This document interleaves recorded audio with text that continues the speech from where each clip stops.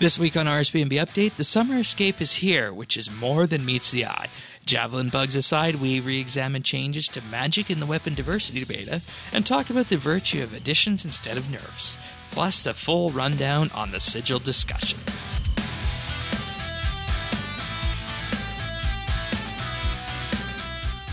This is RSBANDB Update, episode 736, recorded Thursday, August 8th, 2019.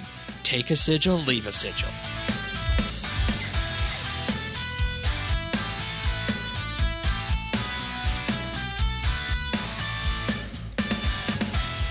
Hello, everybody, and thank you for joining us for another episode of RSBANDB Update this week. It's one of those typical weeks where we think it's going to be a quiet week, but then the week just keeps on giving, doesn't it, Tanis? I was so ready to sit back, let David take the wheel this week, and then no. Yeah. Does it ever happen like that, Shane? No, it doesn't. Like, whenever we think, okay, this is a quiet week, this is going to be good, we'll do some catching up, it'll be great, nice relax. No, that always ain't gotta happening. be chaos. That ain't somewhere. happening. But as you can probably guess, David is here, our resident PVM expert. You were going to join us last week, but we had to reschedule because of timing. But nonetheless, you're here this week. We got some fun stuff to discuss with you, I think. Better you're actually here this week than last week, given what was talked about in the live stream this week. But sigils, but we'll get there eventually. I think we can start off with the summer escape. And, I saw this update. And I knew we had just had the double XP weekend. Then last week we had the community event where everybody was running around in a circle to get agility XP, or just, sitting in a hole in the Lumbridge crater. And then we have this event this week where people are still yet being encouraged to skill this summer. So it has, for the last 2 weeks, it has been an amazing push to just bring that XP into RS. And I was sitting here looking at this list. Week 1 is the Summer Skilling Bonanza. It runs from August 5th to the 11th. And every non-combat skill, with the exception of farming, more on that later, will receive a buff of some kind. Now, woodcutting, trees will replenish twice as quickly. I'm just going to run through these. Feel free to jump in if you guys want, if you think any of these are truly powerful or maybe not. Mining, 10% chance to give you an extra ore. So if you're working on, that trimmed masterwork set, excellent week to be skilling in terms of mining. Doesn't work on salt. Oh. Salt crabs. So just keep that in mind. Okay, fair enough. Agility, higher chance of activating the pit. David, you call this one a nerf. The pit's terrible. It's really bad XP. It's worse XP than whatever track you're doing, so just ignore it. I gotta agree with him on that one. Yeah, you're not wrong. You're not wrong. Not wrong. Construction, chance to retain a plank with scroll proficiency increased by 10%. Iron Man excluded. Cooking, 5% reduced chance to burn food. Iron Man excluded, but, hey, if you have a cooking cape, this doesn't affect you at all. No, or the gauntlets. You don't burn anything with the gauntlets either. I think you can if you're low level. Yeah. Oh, you can? Yeah, you can still burn stuff with the gauntlets. Sailfish stuff, I think. If you're cooking that without gauntlets, I think that's got like a min burn level of 99 or something. So, with the gauntlets, I believe, or something like to that effect. So, the gauntlets are not 100% immune on burning. Crafting, 10% chance to produce an extra urn when adding runes to them. This one's pretty good.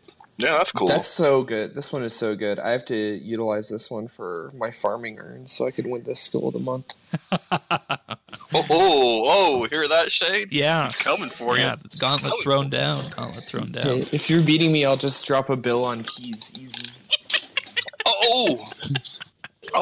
Get him, David. I can see you're getting ready to compete in that one. Well, I'm actually not competing in it because if I competed in it, I'd get 200 mil farming XP, and I don't want that to happen. Well, we could test Telos for keys versus actually training the skill.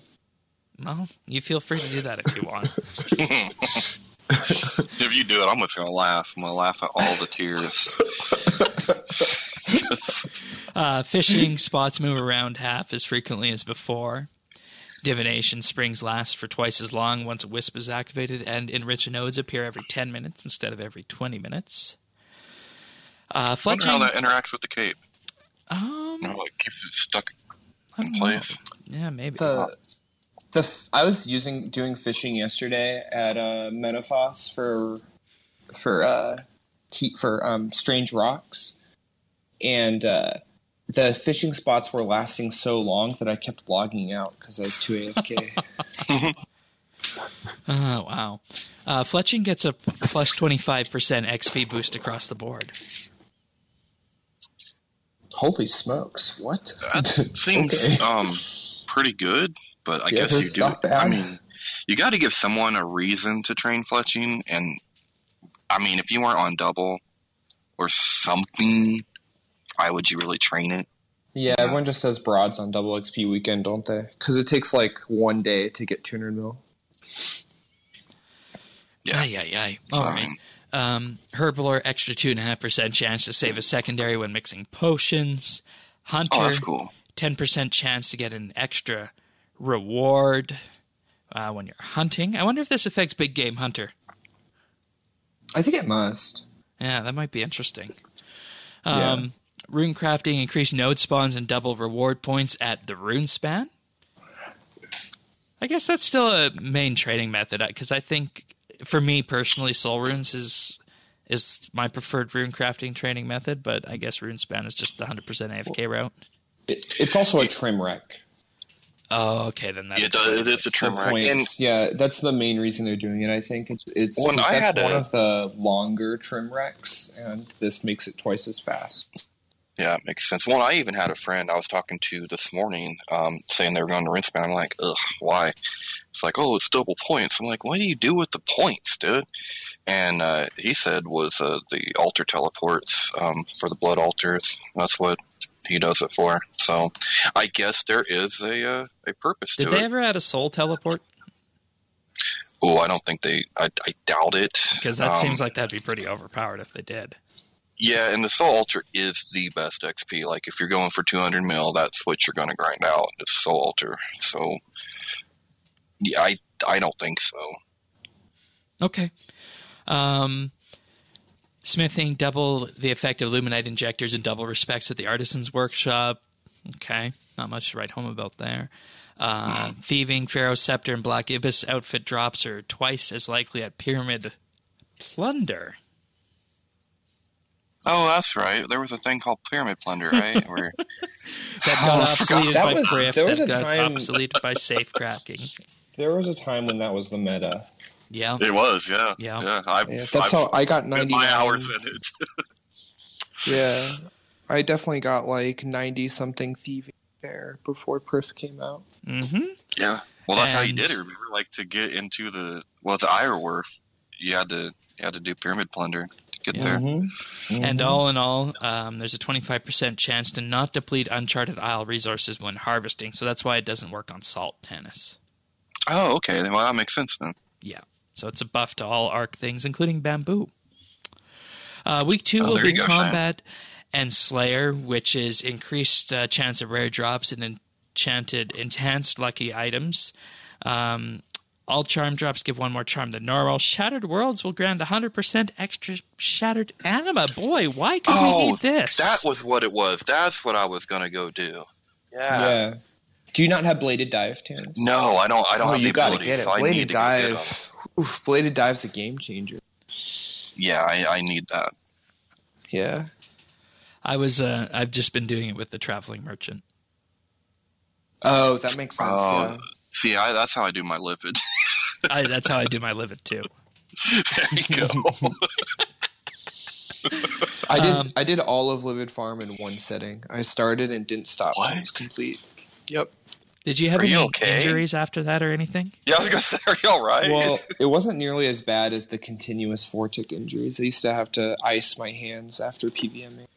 Oh my god. Yeah, it was pretty bad. I'm glad they removed it. Aye. All right. Ability to loot Mazcap raids once per day. 25% increased drop rate on torn grimoire pages from Solak. Think that make you go back more than you already have been? But I go a fair amount anyways. But yeah, I guess if I was picking between that and like Virago or something, couldn't decide, then this would edge me towards Solak for All sure. right. All Slayer assignments will be treated as if you're using a VIP ticket. This is for 1 week, so this is substantial. 25% increased Slayer XP. Ooh.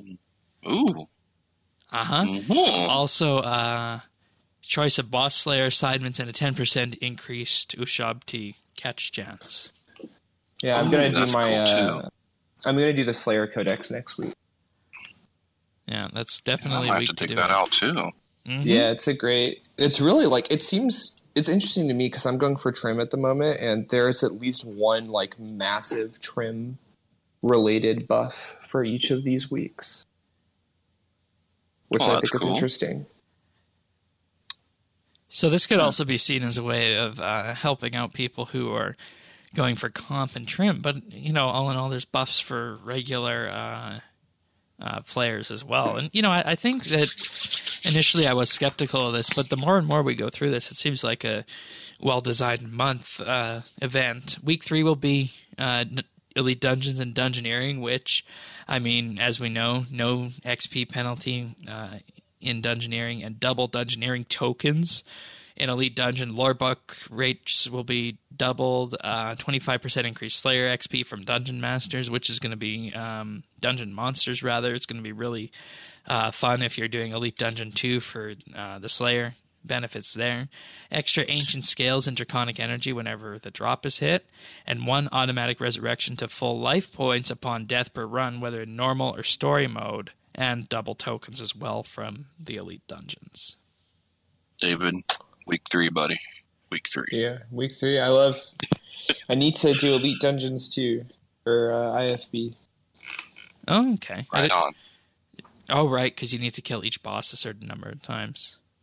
Well, plus I need the pets. I don't have any. I don't have any of the 3. Oh, But yeah, you need 100. I have my 100 ED3, and I'm almost done with my 100 ED2, but I'm nowhere close to 100 ED. yeah. Syria one was rather annoying.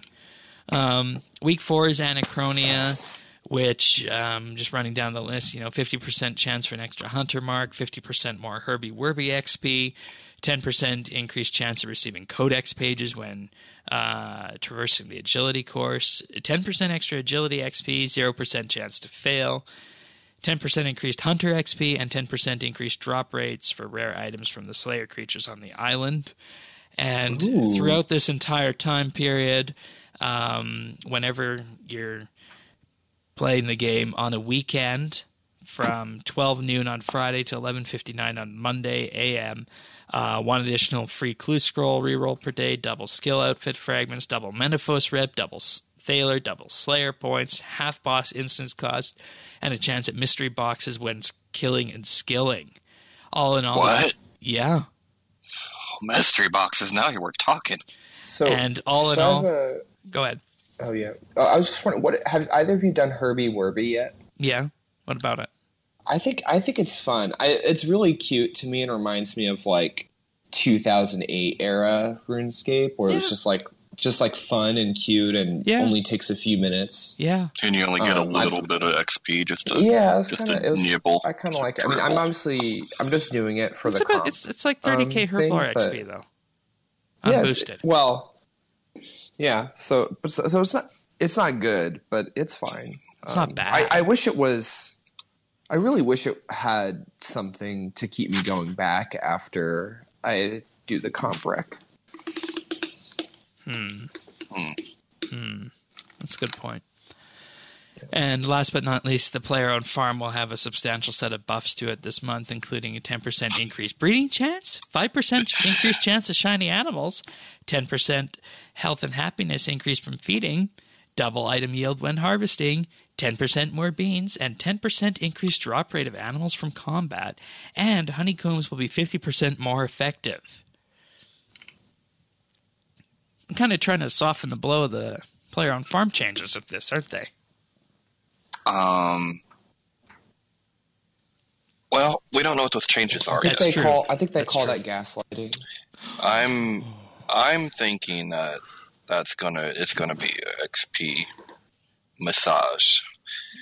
I don't know if all that other stuff is gonna happen. I mean, it wouldn't make any sense to give us all this stuff, right? And then just turn around and nerf the shit out of it. Like, that would be weird. Well, note that the combat weekend happens the week that the Sigil change was supposed to happen. Well, I mean, that's true, but I hope that's not the case. That seems a little underhanded to me. It seems underhanded to you. To me, it's perfect marketing.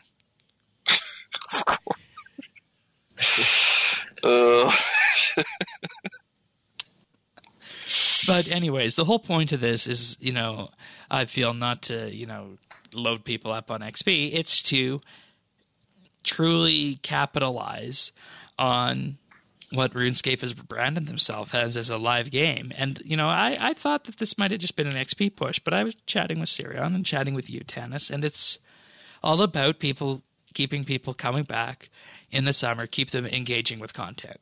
That's the whole purpose of this, is that, maybe we don't need a huge headlining update in August, but boy, if you're going for 200 mil fletching, well, there's something for you this week. Yeah.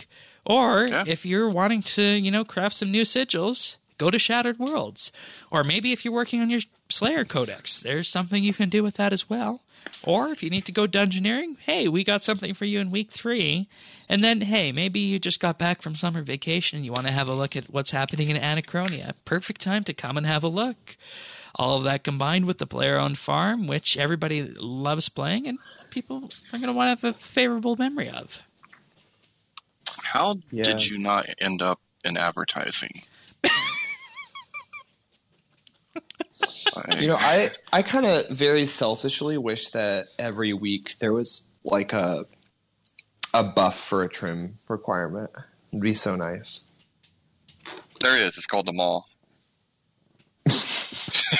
You just gotta stop in every day. Actually, it's every day. There you go.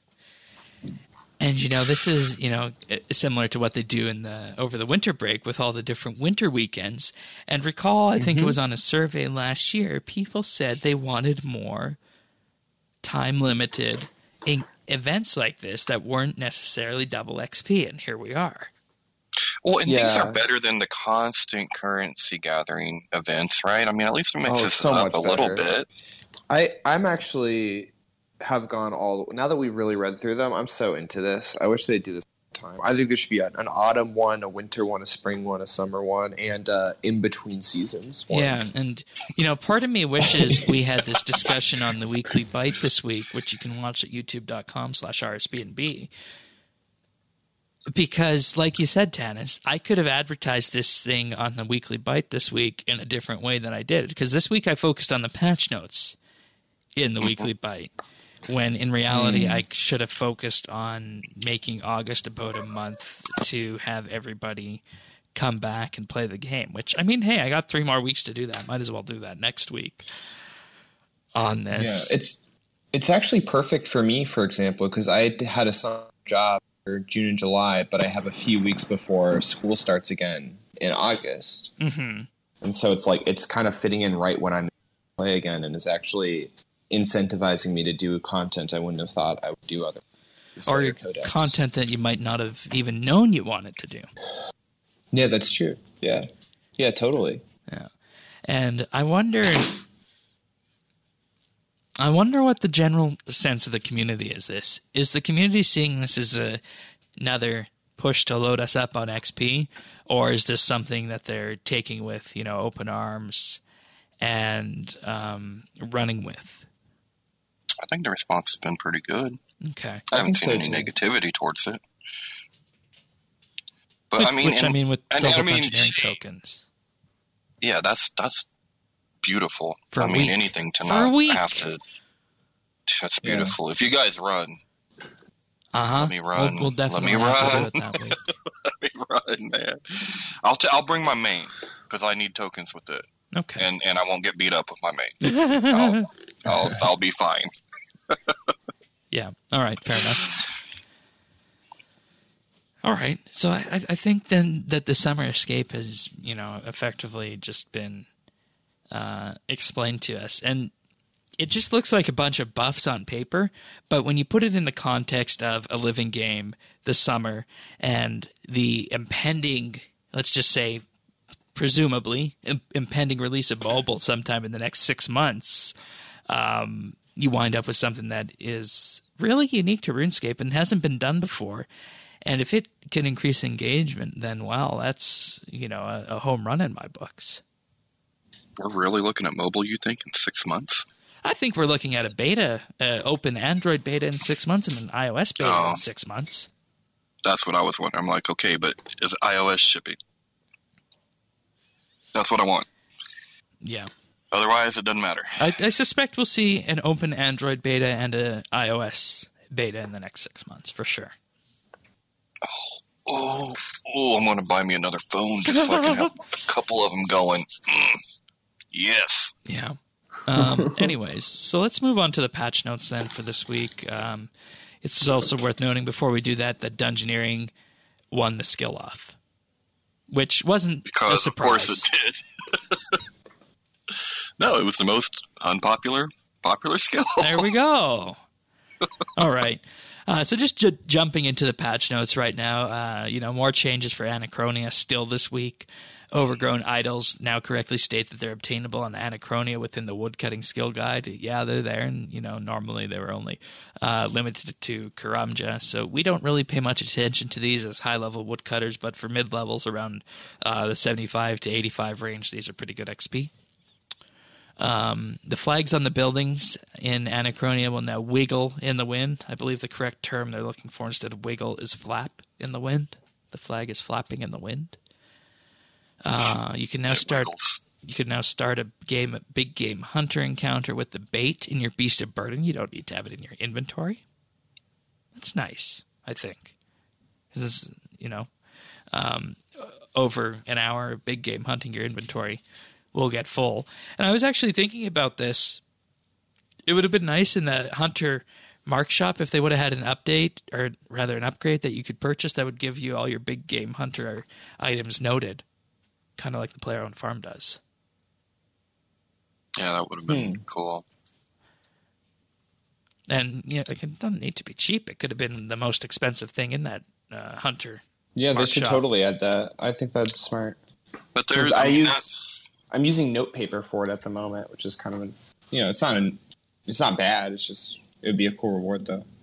And it gives them room, something to do later on, so maybe we will get that later on. Yes, that's it entirely.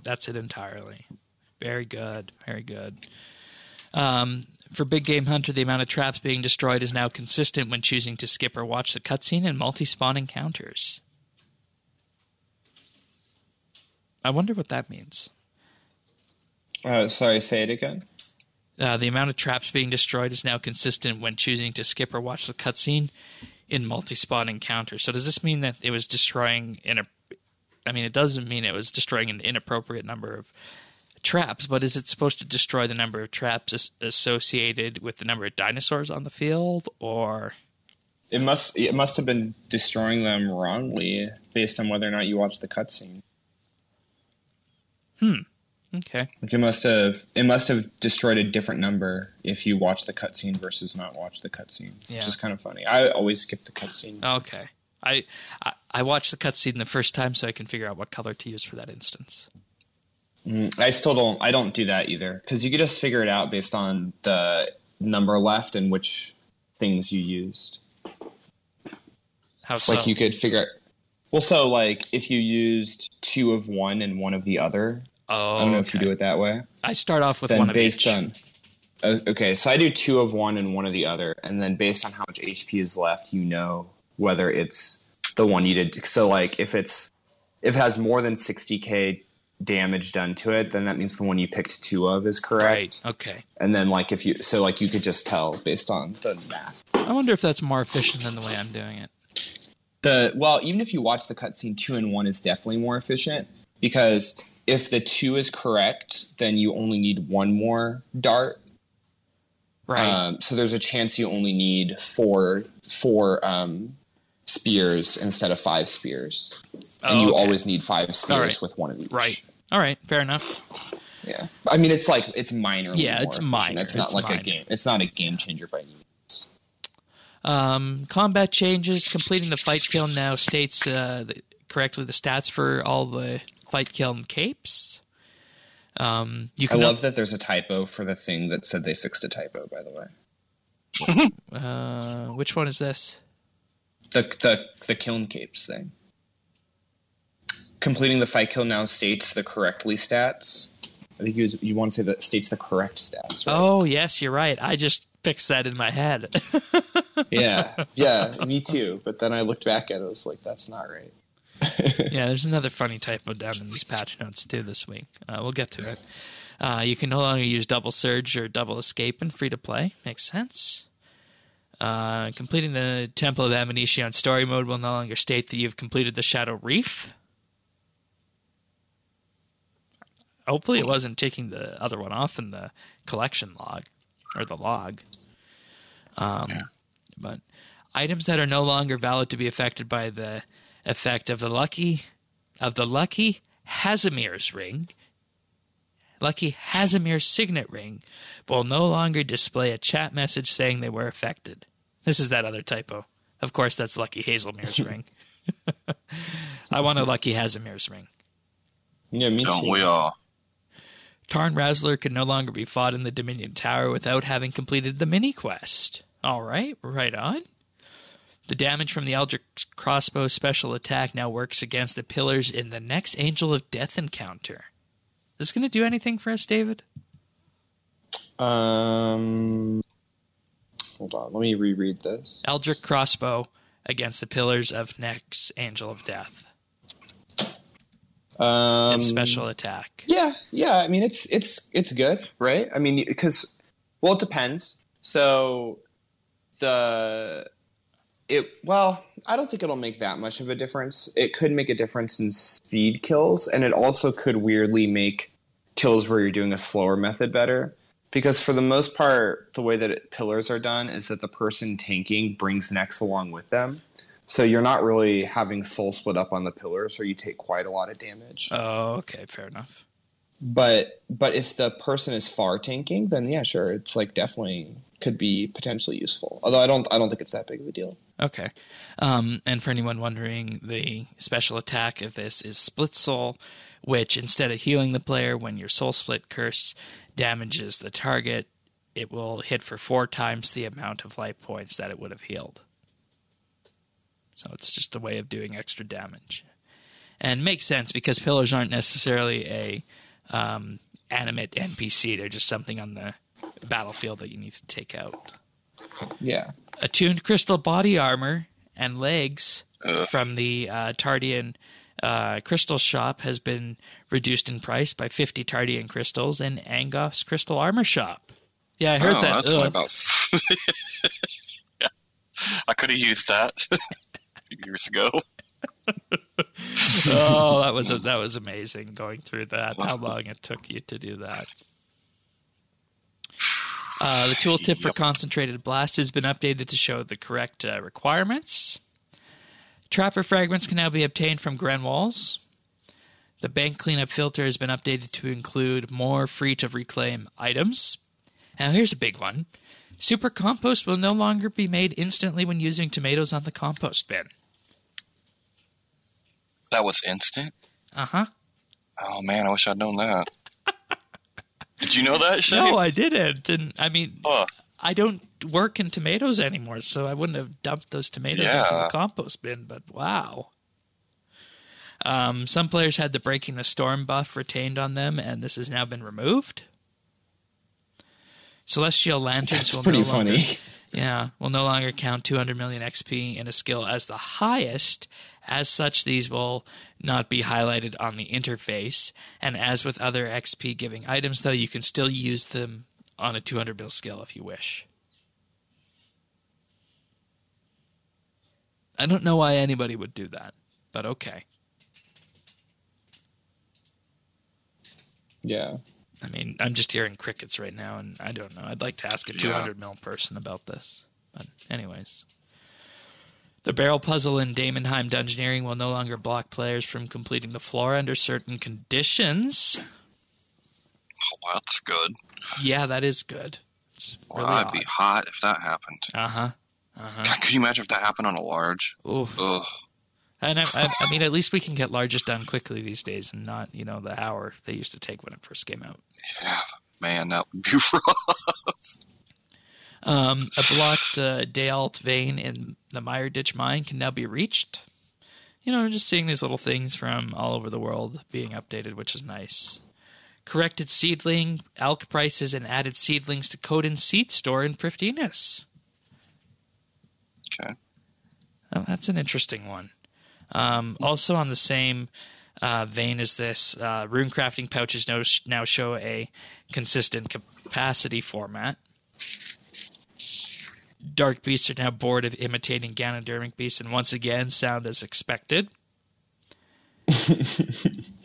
Yeah, so the sounds got messed up there. And, when you think about it, I don't think there's much further from each other than a dark beast and a Ganodermic beast. Yeah. Well, they're both beasts. That's true. So there's that. They're beasts. Yeah, so that's probably where some of that confusion came in. Miraculous treatment will now work on dead goutweed. Updated the message that appears when attempting to sell an animal while already having the maximum number of beans. I haven't hit that wall yet. I keep spending my beans. And player-owned farm extreme skilling potions and flasks can now be used with the potion reservoir. Now let's move into the ones on quests. And you remember a couple weeks ago, or might have been last week, we said, why is there no teleport in the teleport list to the Legends Guild, right? Yeah. And, well, here's why. The Master Quest Cave's teleport to the Legends Guild now respects the location toggle option chosen from the Cape of Legends. So the reason it's not in there after completing all the quests is because it's actually on the Master Quest Cape. So you need to have the Master Quest Cape to have that unlocked. So that's why that wasn't there for us. Okay. We were saying that might be a good addition, but given the way the comp changes and whatnot worked, I am going to assume that these Master Quest teleports have also been moved to the book for people who have that cape. That would make that a lot more useful. Yeah, it would. Tycho, you're listening right now. Find someone with a Master Quest cape and check if this is true. Thank you. Completing the one small favor quest now correctly states that you receive an adamant stone spirit instead of an adamantite ore. What a slap in the face that quest reward is. Wow. Wow. That is just... That's bad.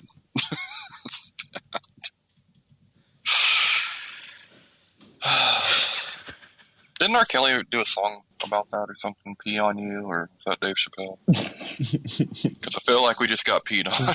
It's definitely R. Kelly. You receive an adamant stone spirit and an uncut ruby and an uncut diamond dropped by Slagolith, one of the cave goblins in that quest. So it's not, an actual slap in the face. It's actually part of something you kill in the quest. So I guess that's okay. That's there. It's not like, here, you completed the quest, you get a stone spirit. It just mentions it in the quest completion log. Okay. Yeah. And finally, strike worms should no longer be partially blocked by the profanity filter. Also, Werby should no longer be blocked by the profanity filter as well. I wonder in what language or in what context I have no that is a idea. derogatory term. I don't know. Knows? You're such a war beast, huh? Okay. Or maybe you're such a strike worm. Worm. I don't know. I don't know. I don't think I would have taken offense to that. I've been called much, much worse. Yeah, it's the internet, right? Yeah, exactly. Alrighty, there's our patch notes for the week, and I think we should ask people about that. Ask if the Legends Guild teleport, if you have the Master Quest cape unlocked, can be moved to the teleports list, because that's what all the other teleports did, right? So, I mean, yes, that would be an interesting thing to ask. I'll let someone with a Master Quest it's cape not ask for that. Completely useless either. Yeah, I know. The Master Quest cape is great. That hard clue. There's a hard clue where you have to go right next to the Legends Guild. Mm-hmm. I guess normally you would just take the Manor Farm. Oh, they moved that. So I guess you would take the Fairy Ring, but yeah. I don't know. I'd just take the farm teleport. It's close enough. Yeah, it's pretty close, yeah. Alrighty, so, we did mention we're going to have another look at the Weapon Diversity Beta Batch 2. We went through all the changes last week, so we're not going to run over them again. I think we just have a couple things to point out. On the live stream this week, it was showcased that changes, in particular with the Javelins, needed to be fixed because... as it was, they were supposed to hit all targets between the player and your target for 100% damage dealt to the primary target, and every target in between would get hit by it. But as they said on stream, if the NPC was a, quote, I think they said, thick boy, that target would get hit multiple times because the Javelin would go through multiple squares and deal that damage effect for every square that it moved. Beautiful. And hey, I mean, this is why we have a beta, right? And for anybody who wants to experience this will be in the beta until Monday when it gets updated. So if you want to go see how hilarious this is, go have at it. It's pretty funny. Three things that were accomplished. Right. One was Araxi was killed in one tick. Araxor/Araxi was done in under 3 minutes on Legacy mode. Right, so yeah, someone did a sub 3 minute Legacy mode Araxor kill. How do you even kill that on Legacy? Because it binds you and you need your ability to get out, right? You're just killing it so fast that it doesn't matter. Because of but you can free yourself. You just have to spam play. It's hard to duo, but you just end up taking damage. Okay. And what was the third? I would not recommend Araxor on Legacy, by the way. But it's not impossible. And then the third was there's a sub 3 minute Telos kill,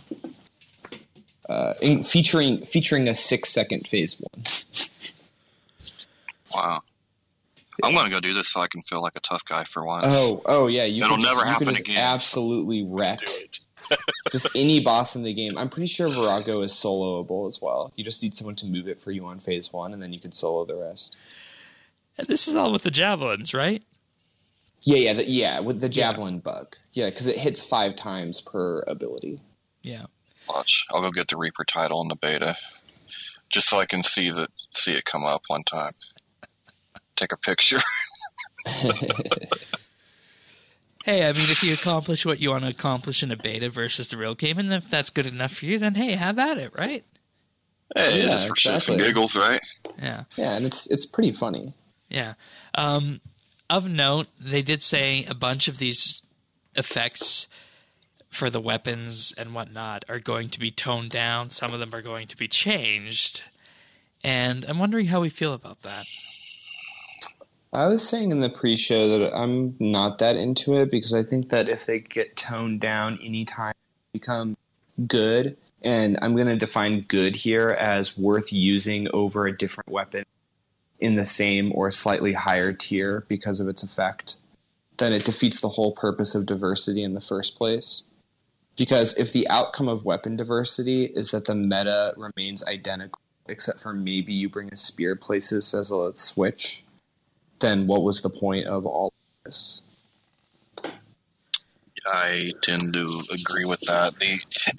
The only thing that I'm curious about is what changes they're going to make to the magic, whether that they're going to still go with weapons and spells, or if they'll go with one or the other. I didn't hear anything on that in the. I didn't either. I have thoughts about this. The magic weapon. Oh yeah, tell us about that, because this was a big point of discussion for us last week. Yeah, here are my my notes for this is staff. So my quick cliff notes are staff, who cares, useless. Wand, maybe interesting, but could make combat more dynamic. Orb, who cares, useless. Book, who cares, useless, potentially helpful. So that's the quick version of it. So I wouldn't worry about it too much. Plus, they're nerfing Earth spells, so like the best thing really was that Earth spells were getting this big buff, but they're nerfing the buff to Earth spells, so magic actually isn't going to improve that. But the staff ultimate abilities hitting 100% is largely irrelevant because most ultimates have a 25% accuracy buff. I don't know how many people know that, but if you've ever noticed that you never miss an Omni Power and never miss slot hits, it's because most ultimates have an accuracy buff. Obviously, that doesn't apply to like Meta and Sunshine, but that's because those don't really, do damage. Those are damage over time, so they're not a one-shot thing. And then the Wand one, this is potentially just free improved damage, but the way that rotations work is everything is largely so set in stone that it doesn't seem to me like it's going to make that big of a difference. Like maybe occasionally, if you got really good, you could take advantage of it. But to me, that's like the best thing about weapon diversity is the ability to make combat have a more dynamic feel to it. And so I think this is actually a good thing. The orb one is irrelevant. Like you're already using so many runes. That, like, yes, you save a little bit of GP on runes, but I don't, like, that's so minor compared to literally any other supply that it's not that relevant, I don't think. And then the book makes the Virtus book better than similarly tiered offhands, which is kind of cool, actually, because it's one of the worst drops you could from Nex, and potentially it'll make that drop slightly less bad. Okay. But it certainly won't do anything to affect Singularity usage or Imperium core usage, because those are obviously much better. I don't feel too bad about this now. Tannis, you? No, not as bad. And, to me, I knew that we've talked before that accuracy really doesn't matter, and it doesn't really matter that much with ultimates. So the staff one we knew that one wasn't going to be the one. The only one I was concerned about was orbs, or rather the wands. But I guess if you're constantly switching between staff and wand, it's really not going to be that big of a deal, right? That's why it's not a big deal. I don't think so. Because when you're 4-ticking, you're switching back and forth all the time. And I don't. It's certainly good. But I was testing it in the beta, and it didn't. And perhaps it's because I have not spent enough time with it to figure out how to unlock the potential of it. But it didn't seem to really affect my rotations very much. The one exception that I was finding is that there are some times where in a planted feet sun, you can't get 2 Wild Magic, 2 Asphyx, and 2 Deep Impact off. And so assuming you crit, and normally you crit several times inside of a Sunshine, assuming you crit, and this is also will make the Grimoire best in slot, that's the biggest change, is that this certainly makes the Grimoire best in slot instead of Elements, where Elements was better than Grimoire in most places. Now the Grimoire is the best for Magic. So perhaps that could be I would say that's probably the biggest change. But even then, there's going to be a choice between which one you take. So in that regard, then weapon diversity is fulfilling its job. Yeah, and also they've been looking into making a Grimoire more useful because currently it's certainly nowhere near worth the price. A lot of people use it anyways because they're making enough money that it's easy to justify to themselves. But if you are going to break down the math of Elements versus Grimoire, there's no place where Grimoire is worth using. All right. So we just have to be wary of it getting watered down too much to where it was off or not. Sorry, what do you mean? I mean, as long as they don't water everything else down, then it sounds like it will be in a good place. Yeah, I think it'll be in a good place. It doesn't seem like there was nothing out of this that stood out to me as particularly overpowered. I thought that just giving short swords an equilibrium perk buff is really good, and the reason for that is that oftentimes you're hitting higher than the damage cap anyways with melee, especially with a grimoire, and so having an added equilibrium effect when using Kopeshes is nice. So that'll be for people who are min-maxing. It'll certainly mean that for the most part, when zerked, you want to prioritize using Kopeshes over a ZGS. So there's like little things like that are kind of interesting to me. Like I've always been fascinated by the like tiny differences that you can make in a rotation or in your gear that can have tiny effects. But if you do a bunch of those things, it adds up to a large effect. I think that should be the goal of weapon diversity, at least from a high level perspective. Yeah, and the biggest point is that that for me this goes all the way back to before EOC, because before EOC you had a reason to take a difference between a stab, slash, and a crush weapon, whereas now, unless you're fighting something that is absurdly higher level than you, there is no point in taking a difference between a stab, slash, and crush weapon. You just pick whatever weapon is going to give you the best damage, and off you go. And same thing, with spells to a lesser degree when you factor in the ancients. So, I mean, as it is right now on paper, it looks good. We're going to have to see what they do. I think what they said they wanted to do was largely change some of the magnitudes around. Yeah. Which I don't really see that as terribly necessary. Like, I think it's... I don't know. Once they changed maces... Because really, when they changed maces, that kind of signaled to me that this isn't going to be an update I'm terribly interested in, because I thought it was sort of interesting that they made a buff so good that it was better than the next tier of weapons. And well, that was probably too good. Yeah. That was probably too good, but it did sort of signal that like we're putting in a ton of what appears to be a ton of effort into something that is not going to be that impactful other than just being small amounts of power creep.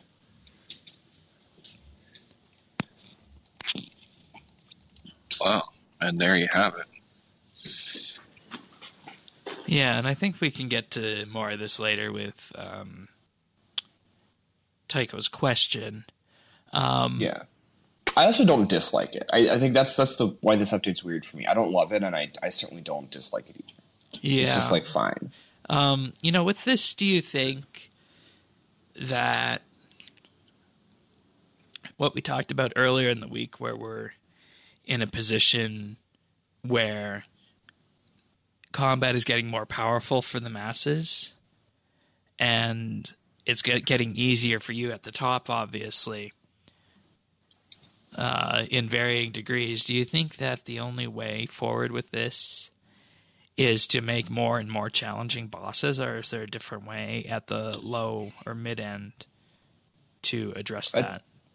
At the high end, that's the only solution. So they have to make a choice. They have to make a choice about whether they want to continue making content for the best PVMers or if they don't. And it seems like as of last RuneFest, we'll see if that changes during this one, but last RuneFest, they were very definitively clear that they have no intention of making anything more difficult than Solak or 1000 Enraged Telos. At the mid-level, it's more interesting. Like, I think that it's very interesting to me that something like Araxor, which a few years ago, well, really pre-invention. I mean, it's all about pre-invention versus post-invention, but post-invention, Araxor and Nex are just so much more accessible to a wide number of people than it was previously. Okay. So all in all, it basically depends, and it has become more accessible at the low to mid ranges, but the only way to make it add more of a challenge for you guys is to make harder and harder bosses, and I guess we'll see in the annual survey in RuneFest if they want to do that. And that's why you even do it. Like, you can't possibly add more mechanics to something, can you? Well, I mean, what's all you could always make things harder. Solak could be much harder. I mean, you can make it more punishing, but you can't possibly add more mechanics, can you? You could add more teamwork related mechanics. So, like, the promise of Solak, where everyone has a role, is true, but I think they could do even more with that. So individual people on the team having a specific task to do is, I think, a thing that adds a lot of difficulty, just because people find coordination really hard. But the other thing that they could do, I mean, anytime they wanted to, they could just make a boss. Well, who knows if they can do this, but they could just make a boss where mechanics are dynamic. So instead of, like, at Telos, it's really hard, but Telos' rotation is always the same and never changes. So they could make a boss that had a dynamic rotation, but who knows if they have the capability of doing that. That sounds like that'd be really hard to fit together and balance. I'd imagine it'd be quite tough, yeah. I have no. I'm just throwing out an idea. Yeah, I have no of idea course, if it's of viable. course. All right, and I don't really want to offer too much more on the weapon diversity beta unless you have any questions for David Hannes, or David, if you have anything you want to bring up in particular, because we're waiting on the next iteration of it, and I think as it is right now, let's just leave it as it is and wait to see what we're presented with next week. I agree. That sounds good to me. All right, fair enough. All right, so of course, it wouldn't be a week here at RSBANDB Update without new live stream information that has been released. You guys want to do the easy stuff or the hard stuff first in this live stream? There's easy. Anachronia drop rates. Oh, well, yeah, I guess. Yeah, might as well. I mean, let's get that out of the way, and then we'll shove David in front of the firing squad. I don't even think there's many states that offer firing squad as a method of execution anymore. I don't think think there's two. so. Anyways. So, Anachronia drop rates. So when you're in Big Game Hunter and you're looking for a unique item, it's 1 out of 1,000 for a unique. If you're in a single instance, that increases your chance increases of getting it if you're fighting in a duo or a triple. They didn't say exactly what that would be, but 1 out of 1,000 is what you're looking for unique. So that's pretty rare. Mm-hmm. Totems in Big Game Hunter, surprisingly, are only 1 out of 50. I thought they would have been closer to maybe 1 out of 100 or 1 out of 200. Me too, because I've done a lot of Big Game Hunter and gotten no totems. Yeah, so. But, that's RNG for you. Yeah, that makes me feel better doing Big Game Hunter. You guys using your ring? Yeah. Yeah, I have LOTD and Grace. Yeah. Grace of the Elves, is it? Okay. Yeah, I don't think that affects it. I don't think so either. I thought the dwarves did, but maybe not. No. I don't think so. Bummer. Chance of a double dinosaur is 10 out of 160. That sounds about right. And chance of a triple dinosaur is 1 out of 160. I haven't gotten one of those yet. Yeah, I've only got the double once. Chance for getting the Tier 3 resource to upgrade your base camp is 1 out of 150 at Big Game Hunter. Not too bad. The agility totem, when you're doing agility, is 1 out of 100, but it's per segment rather than per obstacle. Slayer, when you're doing totems, is 1 out of 300. Agility, essential oils, when you're aiming to get those, that's 1 out of 1,800, but you can get it whenever you go over any obstacles. I've already got that, so I'm considering myself very lucky with that. Well, but think about how many obstacles there are. That's not that bad. Yeah, I guess. Yeah, that's not too bad. Laceration boots, 1 out of 8,000 off task. The blowpipe, 1 out of 5,000 off task. For if you're on feral dinosaur tasks, 1 out of 3,000. Brutish dinosaurs, 1 out of 2,000. Venom dinosaurs, 1 out of 4,000. Rippers, 1 out of 2,000. And the blowpipe will go down to 1 out of 1,500 when on task from any of the dinosaurs. Blast Diffusion Boots, Lamp and Floor, 1 out of 16,000 off task, 1 out of 4,000 on task. Devil Snare, 1 out of 10,000, 1 out of 2,500 off task. Snagglers, 1 out of 1,800, 1 out of 8,000 off task, 1 out of 2,000 on task. Liverworts, 1 of 8,000 off task, and 1 of 2,000 on task. So these are for the. I really want those. Yeah, they look pretty good. My plan is to do all of the creatures for the codex, and if I don't have boots by then, since I have to do that anyways, I'll just go and buy the boots. But those boots are so good. Yeah. Are they meta changing? Yeah, I mean, in the sense that they make detonate worth using as just a regular threshold, because it now works where on the same timing as the other thresholds, and is the third best one after Wild Magic and Asphyx. So it replaces Deep Impact in your rotation. All right. So yes. Excellent. Yeah. Yeah, I think they're about 200 mil. Yeah, considering it says the GE price is only 18 mil currently, and you know they're very rare. They're like 200. Yeah. So yeah. I mean, and this is what I said was going to happen with Anachronia. There's the initial push of people there, so things come out in price. They spike up a bit, then they go down as people come in. But as we move further and further from the release, they're going to start ticking back up again. So good reason to be doing dinosaurs during the Slayer Week, I think. Yeah, it seems like it's a low enough rate that'll probably keep prices pretty steady. Yeah. And they did also announce, of course, that weapon diversity won't be coming in August, and which makes sense given what we saw with the Javelin bug and lots of other things that are going to be tweaked and whatnot moving forward. So that was also mentioned in the live stream. Then we got to the part of the live stream that surprised everyone. It wasn't mentioned in the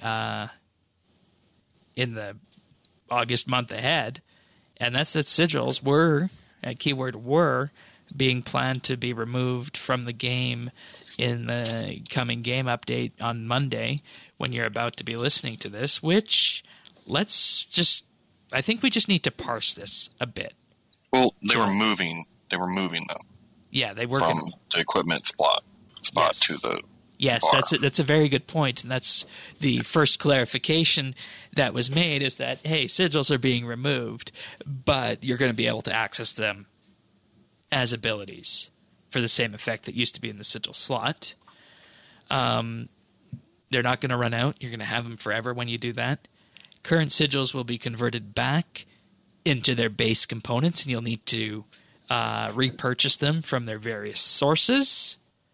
And the new sigil codexes will cost more than the sigils did in-game that we have in-game right now. So, should we keep going with the information that was given, or should we look into what this actually means first? What do you guys think? Let's see. Because this was, a change that makes sense from a design perspective, and we're gonna go through this, and this is I think one of the benefits of doing these live streams is that they learn something that they didn't necessarily think of. And you would think that the main stumbling block for players would be that, hey, you're going to need to recreate these, and they're going to effectively cost twice as much, maybe a little bit around there, but they're going to cost around twice as much. But that wasn't the stumbling block. The stumbling Although block, I will say that Vital Sparks are really high right now. They're like 140k each. So. Interesting. If anyone has some that they want to sell, then you could take advantage. Yeah. Once again, a good time to be doing Elite Dungeons. Well, I'm thinking maybe let's... Or no, Vital Sparks... Are Vital Sparks from the Elite Dungeon? Yeah, Vital Sparks are from either... they're from Sophenheim Dungeon. Magister or from the Onks, are they? Well, which one of these were we talking about? Oh, they're right. We were talking. I'm talking about the Yeah. The other ones that come from the Shadow Reef, right? Okay. Yeah, it's a different one. I don't know. I tend to think probably should just go through the information first, or we'll never get to it because we have a lot to discuss. All right. Yeah, we do. So you need to We recreate have grievances to file. Yes, we do. The new Sigil abilities will be able to be combined with one another. And this was said on live stream, and this is, I think, AKA stacked? Yeah, stacked. And, let's just have a look at what we have right now. Poor Terracat, the Necromancer. What did he do to deserve What if this? you combine the Dragon Slayer one with the Limitless one, like you were saying? Yeah, or Terracat, the Necromancer, boss number 2 of Elite Dungeon 3. Currently, you have to pick between Limitless and Undead, and obviously Undead is much better. I don't know if you all know that, but basically... I mean, obviously, Shane. Poor Terracat. I'm just saying, he's just going to get whomped Well, yeah, on I mean, for you're no going to be able reason. to increase the damage against him by 15% and use your threshold And still to 15%. Limitless, yeah. So your second Zerk will be Limitless. And they're going to have all the cooldowns with them that they already do. And the biggest point here is that they can stack together. But what also did come from this was that the reason it's being removed is that in work they did with returning players actually found the Sigil slot confusing and hard to understand when returning to the game. Which makes sense. And let me tell everybody a story about this. So we run this thing on RSBANDB called an equipment calculator. And, it's largely updated. If there's ever anything that appears that isn't updated, just, send me a ping and it'll be updated. But on this equipment calculator, we were going to add the Sigil slot when it first came out. But we said an update that comes out and it adds 6 items for an equipment slot. And Jagex says, we're not sure when we're going to be adding more to it. We decided to just hold off on this. And we've been holding off for about 2 years. And I think, what is this? We have about, 10 sigils in game right now? Mm-hmm. Yeah, about 10 sigils. And only 4 that really do anything. Right. And this was taking up an entire equipment slot. And this is something that the people who are working on mobile were concerned about, and that, it was a design problem for their user interfaces. So yeah, it makes sense that, Sigil should be removed from the Sigil slot. And I don't think anybody is complaining about that.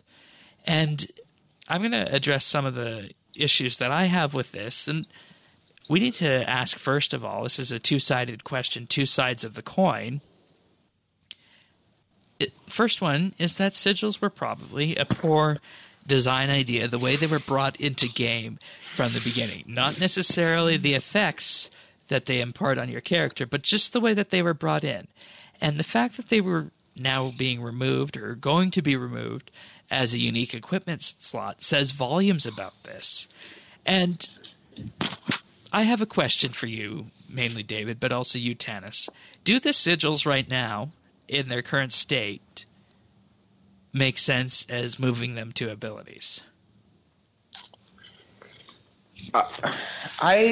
Do they make sense as abilities, or I think should they be elsewhere? They make sense as spells.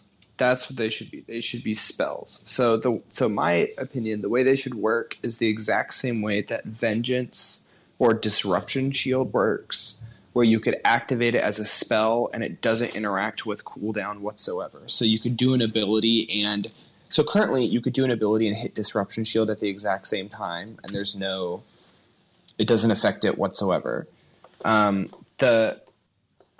So that's what I think. So that's my answer. That's my short answer, is they should go in the spell book. They should not go into the ability book. That's interesting. I didn't think of that. Yeah, neither. Or like Intercept. So examples would be Intercept, Shield Dome, Disruption Shield. Right. Right. Any of the prisms, like stuff like that. That's how it should work. Okay. For me, I don't use them enough to really have a strong opinion. I think it makes more sense as an ability than as an equipment slot. Yeah, 100% agree there. But like I said, I'm not sure they make sense as abilities either. And I think David's spell idea is probably the better way to go. Yeah. That came out. I'm willing to go out on a limb, and I'm pretty sure I'm just right about this. So, yeah. Okay. Well, I said all week I was deferring to David on this because I don't use them enough, and I really don't know, and I try to be honest when I don't know something. Yeah, I use them constantly. They're quite good. All right. Now, I have another question for you on this. Is that, granted, yeah, we're here today and we have 3, 6, 9, yeah, exactly 10 sigils in game. And has anybody thought as to what the next sigil released could be and what it could do for combat and what it means for balance? And with that being said, we know that we're moving beyond them as an item slot in your worn equipment, but whatever the next sigil is going to do, does that make sense as an ability? Or does it make sense as a spell? Or maybe it makes sense of some kind of parchment that you just tear up and you put in your mouth and you chew and you get that effect. And you could have something similar to the rune pouch to store all your parchments like that. I think that... what's the difference between that and a potion? And there you go. Yeah, that's just a potion. What's the difference between these and potions, too? Well, I think that they make sense... I think that they could all make sense as spells. Like, I wish that there were just more spells that could be unlocked from things. I mean, I'm only saying similar to Livid Farm because of the concept of doing a thing to unlock something, not like Livid Farm good or whatever. Yeah, or even... But just like, I think that that's kind of nice. Or and even I think that there could be a like sigil that's Within. good for skilling, too. Yeah, there you go. Yeah, exactly. Just like the Light Within. So quests and mini games should unlock more spells so people have a diversity of ways to approach content. And I also think that it's not that hard to do something similar for skilling. So, like, for example, every minute you have a 50% chance of getting double or whatever the balancing would be for something like that. I think that'd be kind of cool. Right. And I think the reason why they can't be added as spells is because you need to cast something. You need to cast that spell on something in most cases. But some spells you just cast on yourself. Like that's why Disruption, Shield, and Vengeance were my examples. It's because Disruption, Shield, and Vengeance you cast on yourself, and they ignore cooldown entirely. Which is why I think they're a perfect. So we got it as potentially doing it as abilities, as Jagex wants to do. Spells, which is bad, I think. Potions. What if they brought them into the Herblore skill? Herblore hasn't gotten a big update since Jadinko's, right? But see, the thing is, if you do it with Herblore, they're going to deplete, and they want these to be permanent unlocks. Yeah, that's true. So potions are a no. So we're left with abilities and spells, I think. Yeah. And for people who don't know, the reason why abilities doesn't make sense is because if these sigils incur global cooldown, they're a quite substantial nerf to their use. And people don't like it when they've been doing stuff for the same way for several years, and then it's just nerfed seemingly out of the blue. Ding. Great reason. So people are not a fan. And Jagex has commented on this before. People don't like random nerfs. It was mentioned in the live stream, and it was written down as a point that was going to be looked at. And, the community, when they did that, they made the point known, but I don't think it needed to be as big of a point of contention as it turned out to be. Jagex looked at the information, and 24 hours later, we have a decision on this that has been made. And you know what I'd like to tell the players on this who were involved in this is that, it feels as that in order to be effective on this, I don't know if this was a case where the entire resources of all the community needed to be deployed to make this issue known. I think it would have been done with Jagex looking at that because, Mod Timbo was sitting right next to Mod Shawnee when this happened, and the look on both their faces when they saw this was, okay, that's a good idea. Let's talk about it. Let's talk to some people. Yeah, we can't ignore though. Like, okay, look, the PVM community is one of the loudest communities, right? Yeah. But you got to ask yourself, why is that? Well, because they've been advocating on their own behalf for a while, and the squeaky wheel does get the grease. Yeah, it's also effective. Yeah, I mean they do this because it moves the ball in their direction because they're representing themselves. So, look, I'm not advocating like the trolling shit or anything, but when it comes to trying to take a stand, I totally get that. Because if you don't stand up for yourself, who's going to stand up for you? Yeah, I'm all well and good rebuilding rotations when there's something like weapon diversity or like the removal of a bug like ticking or continuous ticking. Stuff like that is reasonable to me, but it would be quite.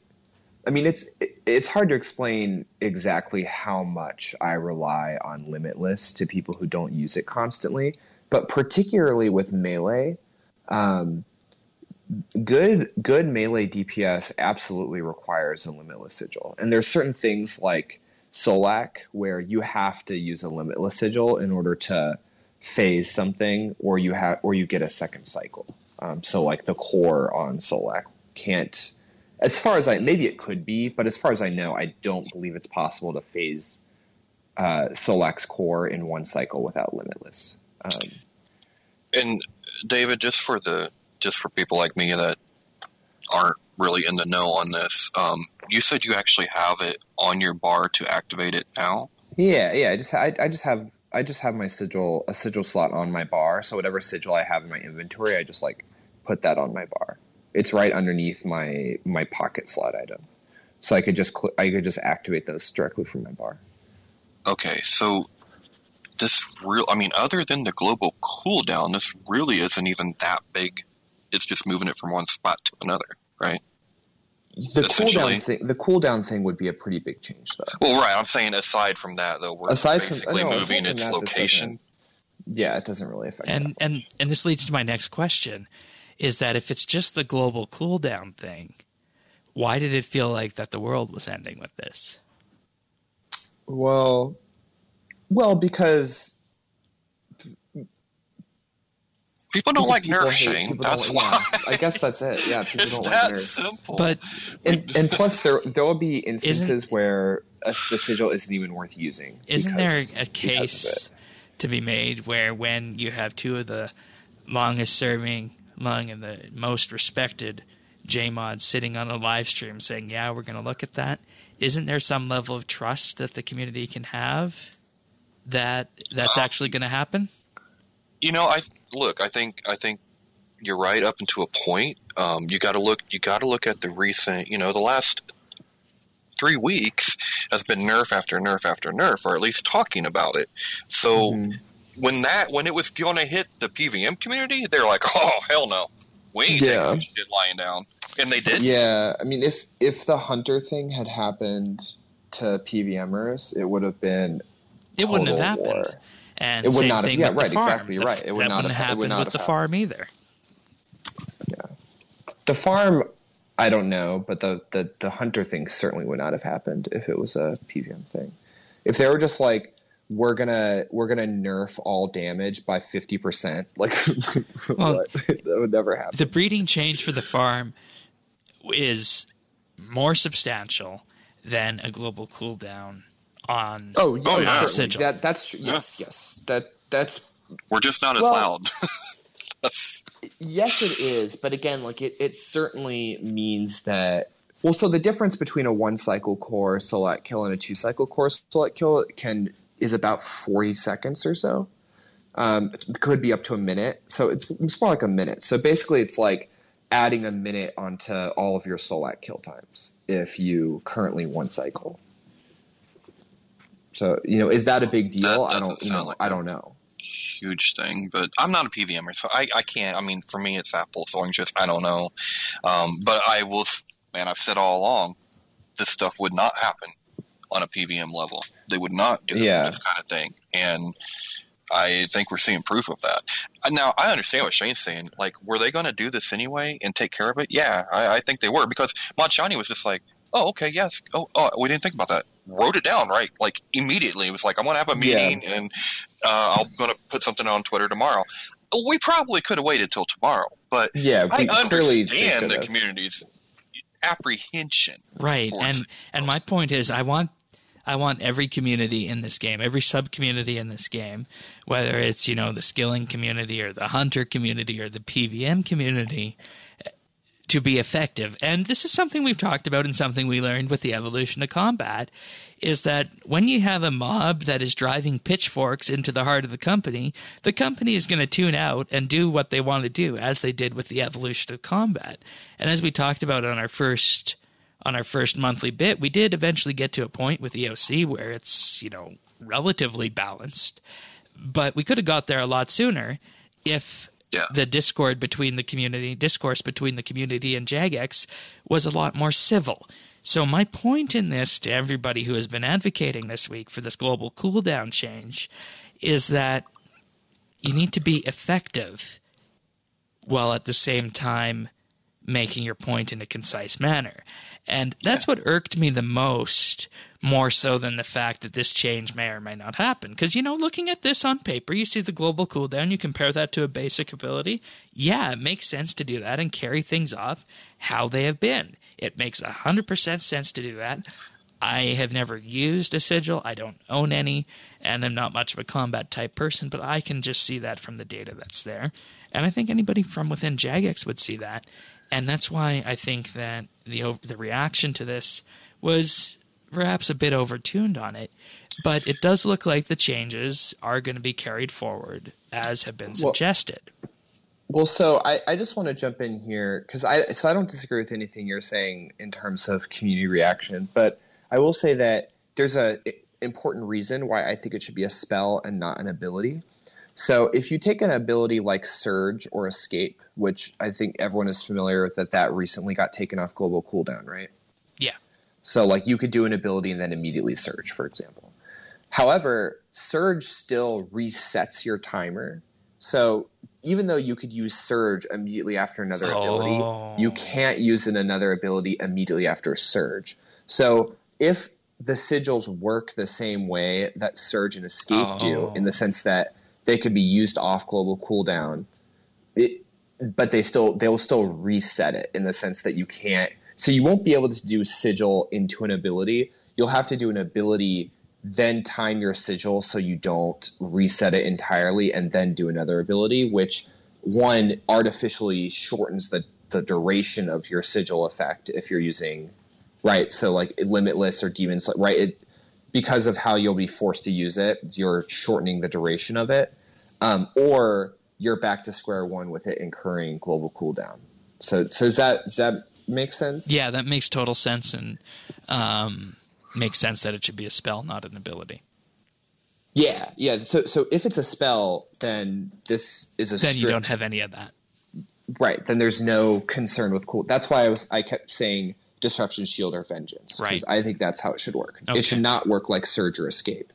Otherwise, you're functionally in the same boat as you were with the original design. All right. So here's what has been done with the sigils. It shows that they're still going to be on the action bar. This was a tweet that came out today. It's not going to be coming out next week because they need to do proper testing on it, but you'll be able to click them all one after the another as abilities, and you can see that the countdown is still here, David, exactly as you were saying. There's still a countdown after your spell was activated. So that's exactly. Still being hit right here. You could see it in this GIF, and even I see that right now. Yeah. So that's what kind of what my concern with it is. Yeah. They also do note you'll be able to use sigils within the middle of a channeling ability, and not disrupt that channeling ability like asphyxiate. Okay. That's fine. The same is that makes sense. It certainly should not interrupt channels. Will be able to be used outside of combat, which we know, and will not trigger global cooldowns as well, allowing you to do combos such as Ingenuity of Humans and the Statius Warhammer special. Yeah, which you could already do, but yes, that's good. So those are the changes that are coming in with this, and you think that 1 second bit of having it as an ability compared to a spell is going to be a deal breaker? You highlighted? All of this stuff is just relevant at the margins of things. Okay. Right? So it's like almost nothing that I ever mention is like a game changer in the sense of can I kill a thing or not. But it is relevant if you. Anytime something forces you to change the way you do a rotation to make your rotation slightly less good than before, it's a nerf, and nerfs aren't fun. All right.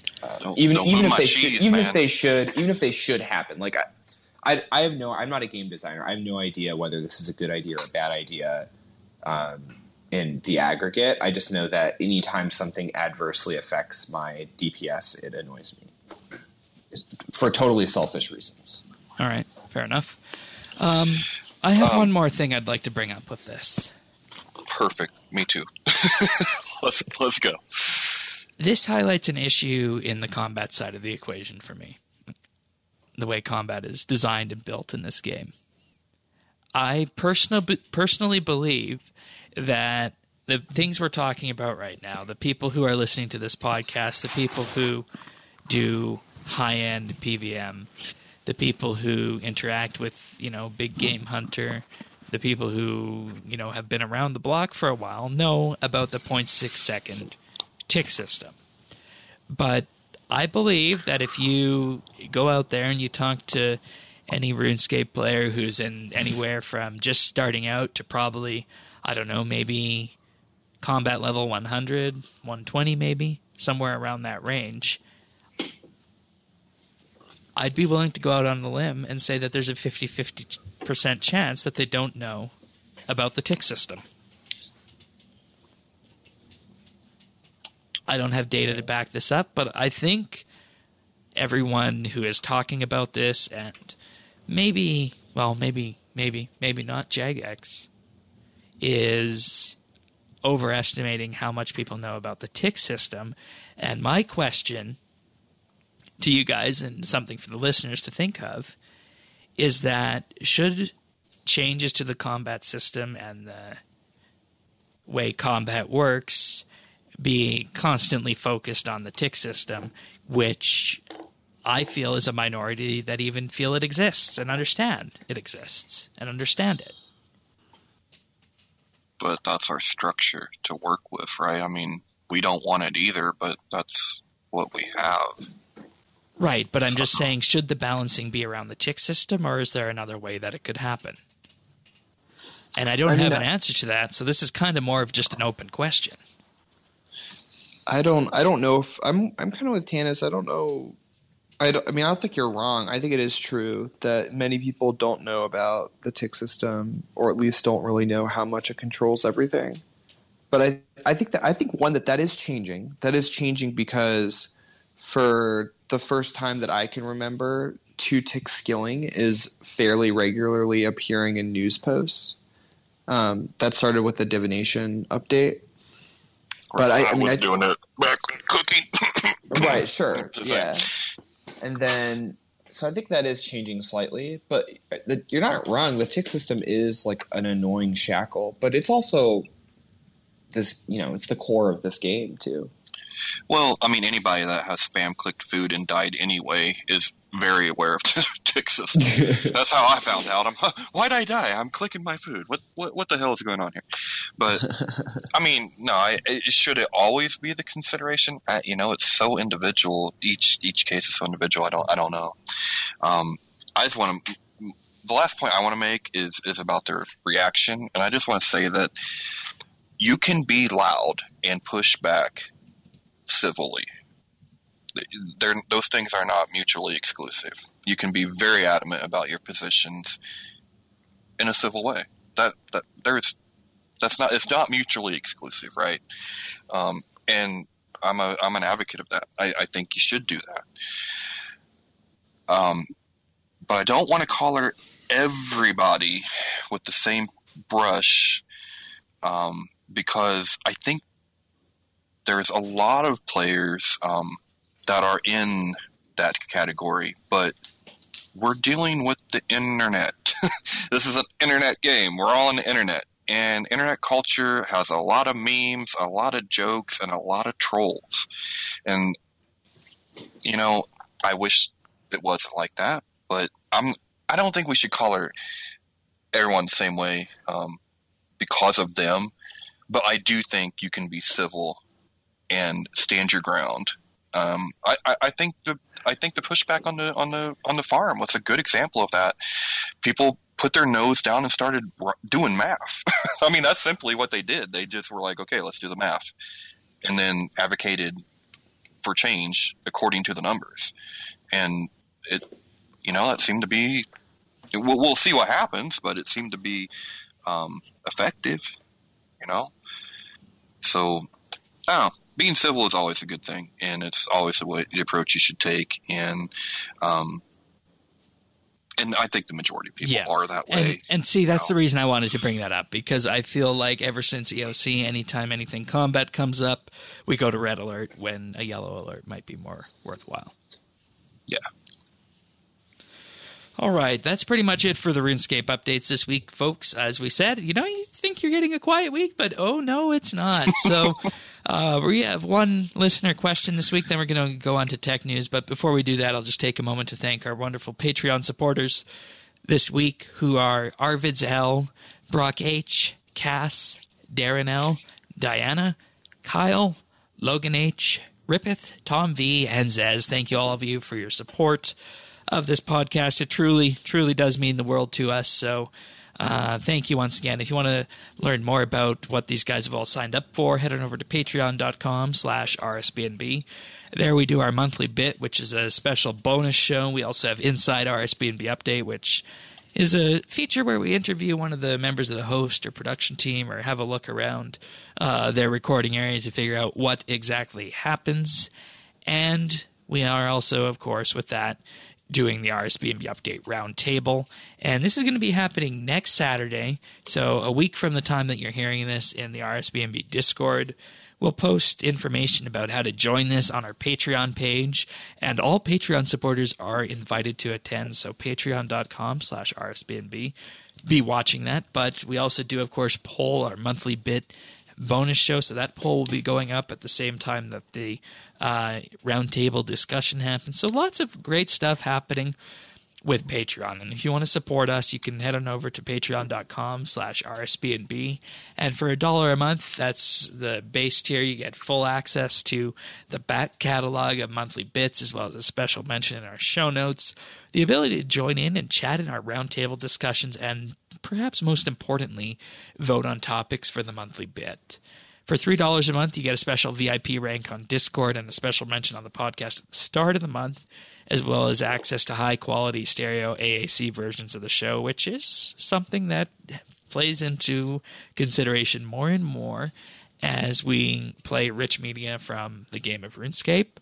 And for $5 a month, you get a shout-out on the podcast every week, and you'll also gain exclusive access to the outtakes that we use for the clip show at the end of the year. So you get to hear all those clips before we stitch them together in a clip show. And that happens in December. And there is one more thing. So should we reach $99 a month, we'll be doing a movie night in our Discord server, where we'll watch some of our favorite movies. And you can bet that some Star Trek will be included in that. So you can learn more about this at patreon.com/RSBNB. So thank you to everybody who has supported us and continues to support us on Patreon. It truly does mean the world to us. Thank you. We love you guys. We certainly do. All right, so questions. We got a question from Tycho this week, continuing on the combat end. Dear RSBANDB, this is Tycho Elf with 2 questions involving around players and their relationship with combat. For some time there have been talks about the highest end of PvM being too complicated and involving too many mechanics to learn.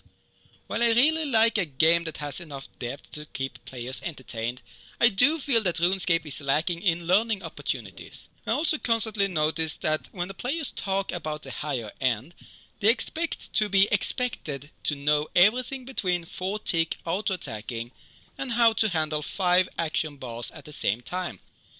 I strongly disagree with this and will gladly give a demonstration to prove my point.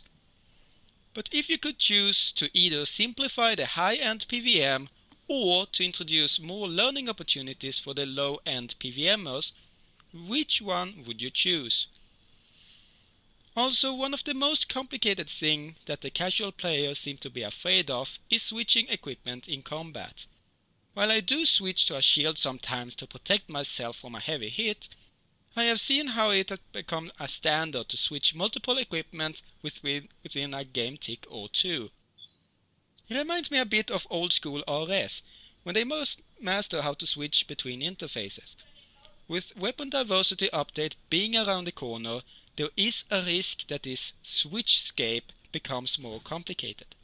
I just want to hear your opinions on a cooldown on switching your main hand weapon. This would simplify a lot of the high-end PvM while still allowing tactics like the Ring of Fortune before the boss dies, or shield switching to protect yourself from a special attack. Looking forward to hear your answers and hope that you can see both sides of the same coin. This is Tycho Elf of the Nordic lands. That first question is a hard one to deal with because I don't think you can simplify top-end PvM, and David, correct me if I'm wrong, without going back to what it was like before EOC. Yeah, I don't even know what that would look like other than like removing remove Solak from the game. Like no. I don't think that's talking an about option. All the different mechanics. Like I can make this real simple. Okay. There should be more intermediate steps on the way to the highest level PvM. Introduce more bosses with gradual mechanics, bringing people up to that level. I don't think you should ever make people come down. If they are achieving that, then that's good. You and hit not the nail everyone on can the do head. that. Not everyone should do that. You hit the nail on the head, because that is one of the number one rules I think we see in online games, especially living games, is that you don't nerf. You buff, and you slightly adjust to make things not necessarily overpowered. Yeah. Because if I can, I can't even really do next, right? But I'm pretty satisfied with what I can do. I can do God Wars 2 and stuff like that. Is that the greatest money in the world? No. Is it just enough mechanics for me to feel like I'm, doing RS combat? Yeah. And I don't want David to have to come down to my level because I'm not good enough to do Solak with him. That might happen someday if I ever need, I don't know what I get. If I ever need the Reaper title or something, I'm like, David, can I go hide in the corner, please? My team just took Pern yesterday to get his Reaper title from Solak. See, that's awesome. But, you get what I'm saying. Like, it's better for me to have more steps, more rungs on the ladder to learn than it is to make David come down and there goes all his talent, all his skill. Why? For what? Yeah, I think that the Elite Dungeons are a pretty great stepping stone in between God Wars Ascension 2 and top-end bosses. I do think that perhaps there ought to be something in between God Wars 2 and Elite Dungeons. But, is that a Raxor? Oh, goodness, I'm not sure. Araxor is so far beyond my ability. So. Yeah, Araxor I think is at least as hard as Elite Dungeons. If not slightly harder. It depends on your perspective. But the thing about bossing in this game is that it really is even for the very best people, it just requires a ton of trial and error, I think. And it's like it is overwhelming if you're starting fresh. But I think something to keep in mind is that a lot of the top people have been around for all of the new developments, like 4-ticking or increased number of action bars or switchscape as a part of invention. Yep. And it's important to remember that all of us were terrible at those things when they first came about. And the reason we have an advantage is because we were able to do it a little bit at a time. So like I forced myself to learn full manual by doing Slayer tasks in full manual. But I started off horrible at it. My DPS went down. I could barely do anything.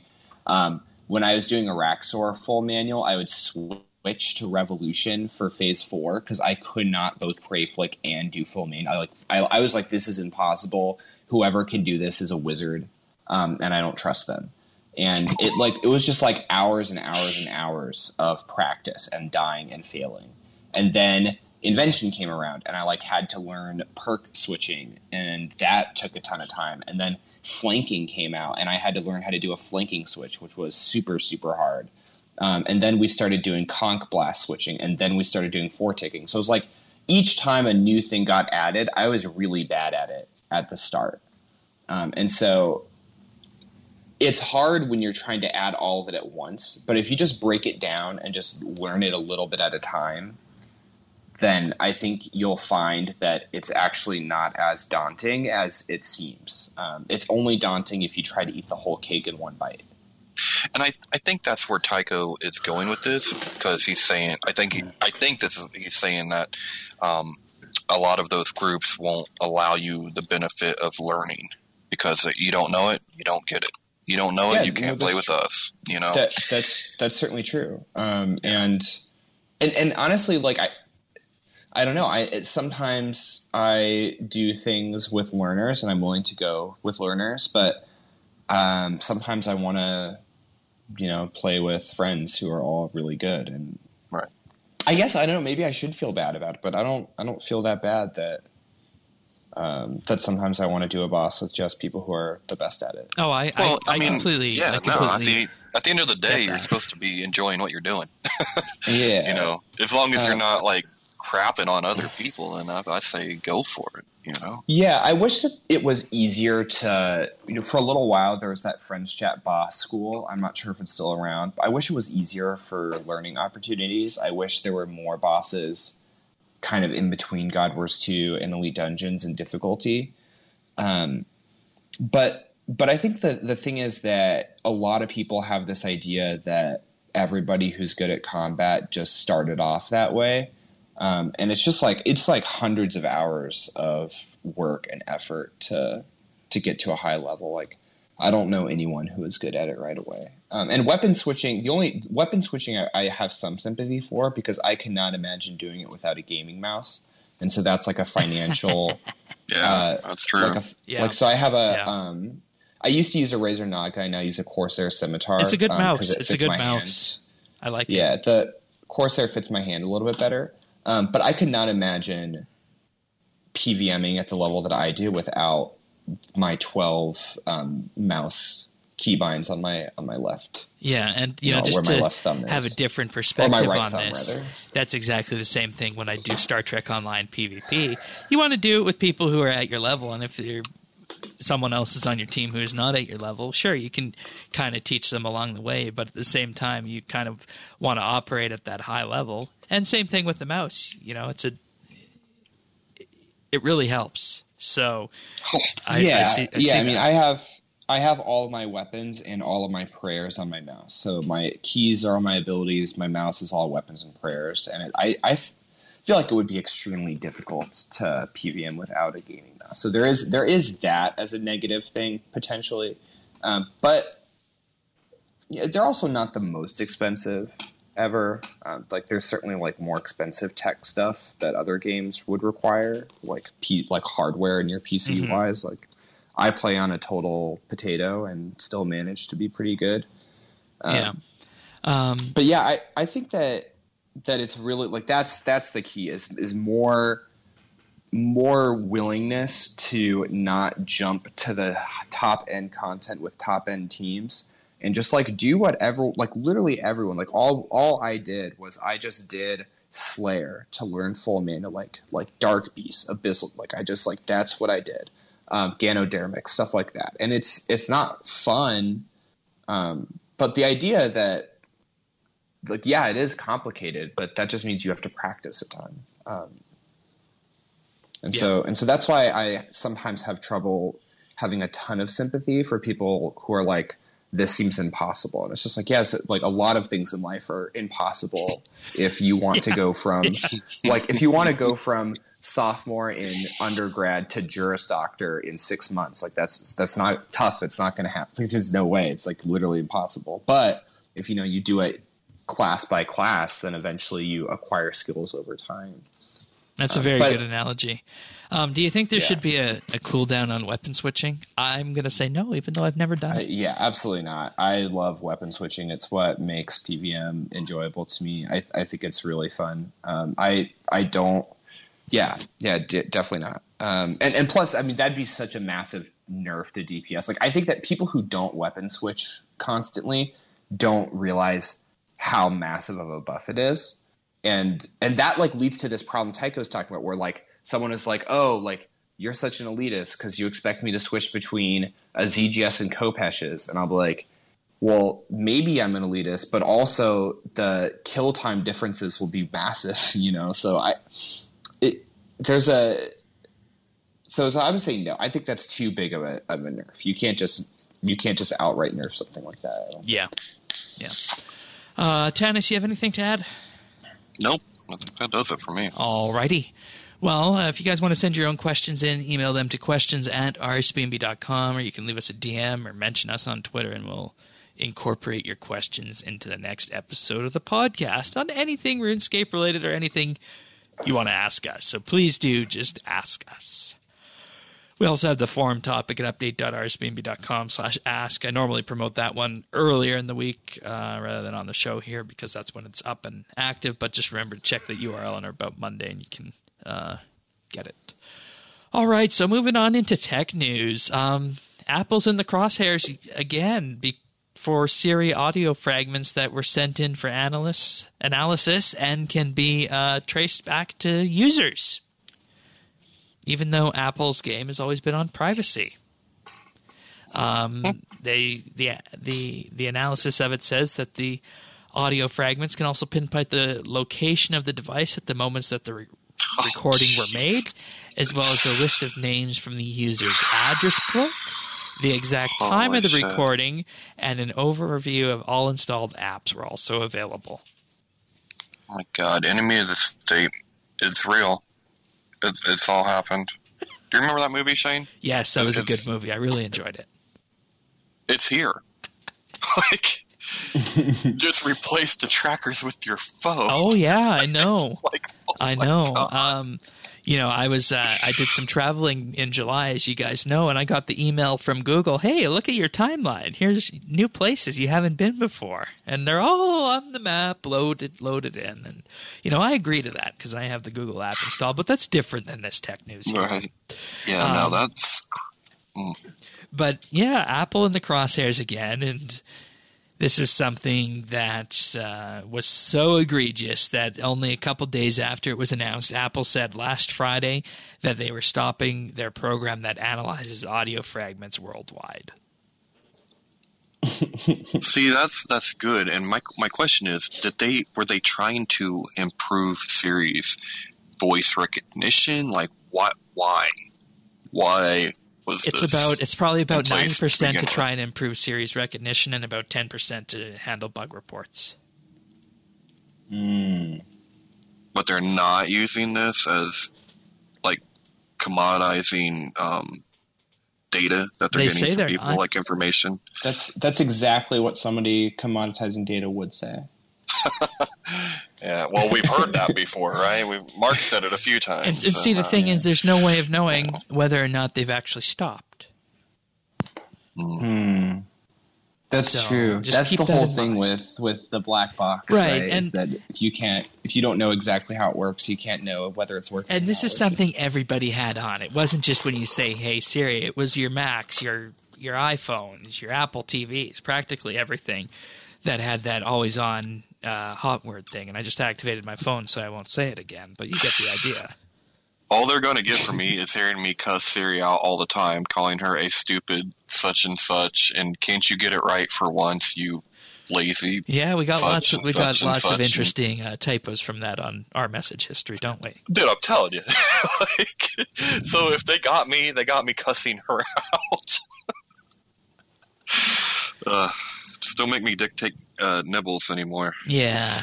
She So has a problem with that. yeah, so it's Apple, it's been Amazon, it's been Google, and you're probably wondering at this point, what can I do about this? Well, all of the major players in this have brought forward ways where you can have your history with them deleted. So Apple doesn't have an outright portal where you can do this, but Tanis, this is bad news for you, because on iOS and Mac, you need to effectively turn off the Hey Siri command and turn off dictation. Oh, I can't do that. To have it not sent in. But they say they've canceled their program, so you're going to have to take them at their word of faith there. What else can I do? If you have an Alexa, you can actually go into the settings and privacy section on either the app, the browser, or you can even ask Alexa to do it, and there will be options to delete all recordings on your Alexa-enabled devices for Amazon. For Google, you can do it with the Google Assistant history on an Android device, and you can also do it on the Google Assistant app on iOS, and also on the Google privacy cleanup page on the web browser. So Google, Amazon, and Apple have all detailed ways in which you can delete your history or prevent it from being sent over to them. So, I mean, at least there's that, right? Something. It's a question of convenience versus ultimate privacy. And as much as I hate to say it, we're living in a world now where, you don't have privacy anymore unless you completely unplug and turn everything off. Yeah. But that doesn't solve and when it you made go them out and you get caught on security cameras. It might, if you're ever murdered, it might catch your perpetrator. Yeah, that's true as well. I mean, so there's a happy thought. Yeah, so, I mean, at least Apple got ahead of this, and it really didn't become much of a story after that, but it's just something to think of. And if you have an Alexa or you have a Google Assistant device, you can head on into the link as detailed here in the show notes as to how to turn this off. That's the USA Today article. All right, next up. You guys remember Meltdown Inspector? How could I ever forget, Shane? So these were a series of vulnerabilities in Intel-based chips and their derivatives last year. And, of course, that means practically everything that's been designed in the last 2 decades, where you would be able to use a feature of the chip that would allow a malicious program to read the contents of memory that it shouldn't have been able to read. And the name Spectre comes from the term speculative execution, which in itself means that the chip, when it makes a decision as to allow you in when you enter in a password, will often execute the case where you enter your password incorrectly and the case where you enter your password correctly. So it's possible that data could have been read from memory if you entered in a password incorrectly, and it would have been giving you that data if you did enter your password correctly. Does that make sense? Yes. Yeah. Okay, so that was the initial suite of vulnerabilities. There was also Meltdown, which was fixed in terms of various updates to the Windows operating system, and pretty much every other operating system, including iOS, received these updates. But now we have a new one of a Spectre variant that has been exploited, and it's a proof of concept, meaning it's not out there in the wild, but it was bad enough that Intel, along with pretty much everybody else in this industry, decided that they wanted to issue a fix at the software level, and that arrived in the July Windows Update package that we would have received in July with Patch Tuesday. So the only reason we're hearing about this is that, it's already been patched in Windows, and, this is something that we have to deal with. We're not going to, as we said, see the end of this until everybody's moved on to the new round of chips that are going to be coming out in 2020. That's how long it takes to change microarchitectures like this. And as far as we know, no one's actually managed to exploit this in the wild, as it's called. That is the greater public. But it's an interesting issue to think of because it underscores how it's something so theoretical and so bare bones can potentially cause a problem with your computer. And this is just another reason, if you take anything away from the story, to just run Windows Update whenever it provides your patches to you. Do you guys have any questions about Meltdown and Spectre, how they work, anything to that effect? No, I'll be happy when this is over, but I am not looking forward to building another computer. Yeah, because that's going to be the only surefire way I know. that we'll move beyond this. And, Spectre was supposed to be the one that would be hard to exploit, but lo and behold, someone figured out how to exploit it. So, fixed in software, but still there in hardware for older chips. And this goes back to the 1990s, believe it or not, too. So, it's not something that just appeared. It's been around for a long, long time. All right. Our last piece of tech news is something that we've danced around many times before. And, it's something that is important to us as gamers and important to us as covering a game that has microtransactions in it. And that's Nintendo, Microsoft, and Sony will start requiring new and updated games that sell randomized loot boxes on their consoles to reveal the relative odds of getting individual game items through these loot boxes. So any game that is on the Nintendo platform, the Microsoft platform, or the Sony platform, and you realize the only real big one missing here is Steam. Yeah. I mean, isn't Steam full of business loot boxes at this point? Well, no, Steam just sells the games. But the interesting part of this is that most of the people who have their games on, the Sony PS4, the Xbox One, also have something on Steam. So if they're going to make the change to the Xbox or the PlayStation, they're also going to make that change to the PC. So this is a huge deal for loot boxes going forward, I think. Is it, though? I think it is. Is it? I mean, I'm glad Rocket League is doing what they're doing. Yeah, Rocket League is completely getting rid of crates later this year, by the way. Yeah, that's the way to do it. I'm always leery when we leave it up to the companies to regulate themselves. If your argument is that loot boxes is gambling, just knowing the percentage, I don't think is effective at curtailing that at all, because we all know the odds of hitting the lottery is lower than getting struck by lightning, but yet a lot of us buy a lottery ticket.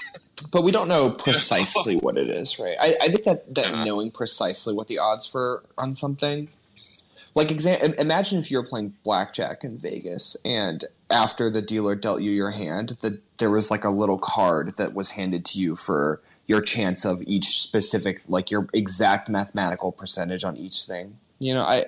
I kind of think that's called counting cards, and they will take you outside and beat you down. Right, for that. That's what I'm saying. Yeah, that's what I mean. Is like it's certainly a step. I think it's a significant step in the right direction, although not enough. But still, it's something. All right. There's also a press release